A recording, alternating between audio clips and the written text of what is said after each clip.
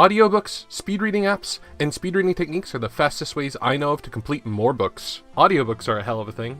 They can turn a story into a full-time performance people can listen to while doing chores. Anyone who turned this into a habit and kept at it could finish an average length novel every 2 or 3 days. If someone was really focused, they could use Audible to go even faster, and YouTube to go as fast as they physically can on their computer, or their phone with the right browser. Audiobooks are not the only way to speed up reading using the internet. If you can dedicate some time each day just to reading, then programs like Spreed or Spreeder might be the fastest way to increase your reading speed. If you take some time to figure out how fast you can go on Spreed, then schedule an hour or two each day to read, you'll be zooming through your books. This usually doesn't work for Kindle, which has a set amount that you can copy-paste. Spreed Pro is an app that can help you read Kindle this way, but it usually costs $50. If you don't have time to focus using Spreed, you can use a text-to-speech program to do the same thing as an audiobook. If you don't mind hearing the standard Microsoft voices talking for hours at a time, this should be fine. Hello world. I use @voice for my TTS reader, but I'm new and it has problems with PDFs. Nonetheless, if you use this service, you could probably convert textbooks into something people actually finish. By the way, if you're doing textbooks, it's usually better to jump to the end and then see what you actually need to learn to do the exercises. You're probably wondering how to afford all these books.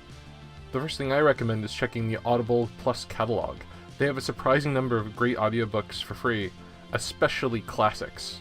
The next thing I do is check YouTube, especially channels like LibriVox for anyone who's recorded public domain stuff. If that fails, then I tend to go to this ancient arcane source known as the public library. Should these methods fail, you must commit the barbaric act of reading books.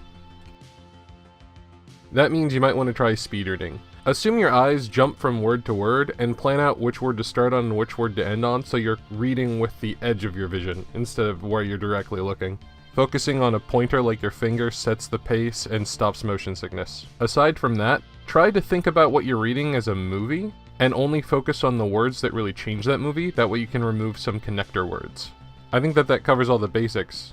Oh, you can use an auxiliary cord to plug your phone into your car in order to listen to audiobooks. And record per minute how fast you're reading before and after.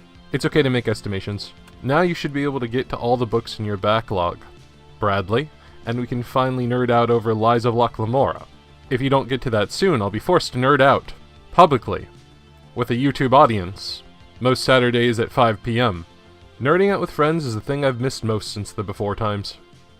I hope you'll make recommendations in the comments below so we can nerd out together. To be honest, I feel like I should have done this last year, because of all the time we had off, but hindsight is 20/20. I hope to see you all again on Saturday.